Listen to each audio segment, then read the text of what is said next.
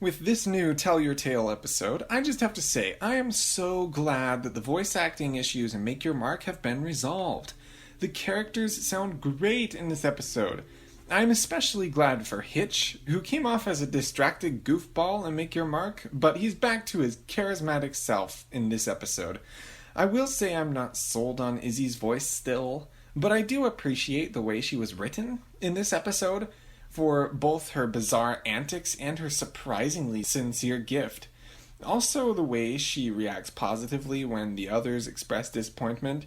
She's just a genuine pony. For me, the disappointment in this episode is actually Zip herself. I was curious as to what she would make of her new detective role, but it turns out she's just playing detective games. I don't know if you noticed, Zip, but your little sister, as well as Sunny and Hitch, have real jobs. Maybe you should consider getting one, or go home and start preparing to be queen. Also, Zip's crime scenario here was nowhere near as intense as Hitch's. Wait, didn't we do this episode already, but better?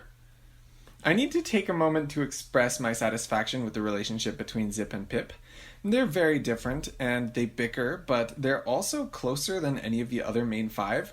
I enjoy it when a show has varied relationships within a group of main characters, like, say, two of them are siblings, or they're different ages, or two of them have known each other for longer than the others. Instead of all the friendships being at basically the same level, it changes the dynamic in interesting ways. Pip's mugshot is great.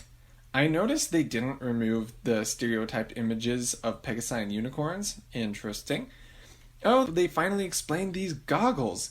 It's hard to say anything except continuity error at their appearance in Make Your Mark, since they were made specifically as a gift after Zip became a detective. Continuity has been a bit spotty between Make Your Mark, Tell Your Tale, and the movie. Like, I thought Make Your Mark would fill in some of the gaps left by Tell Your Tale, like what happened to Sprout, or why and how did the ponies build the Crystal Bright House. Instead, it ignored these things and ran on the assumption that you had already seen Tell Your Tale, referencing concepts like main melody without further explanation. So overall, this episode has problems because the focus character didn't really work and the plot feels like a repeat. However, the other characters are working just fine, so I'll give the episode a 2.5 out of 5. Until next time, peace out.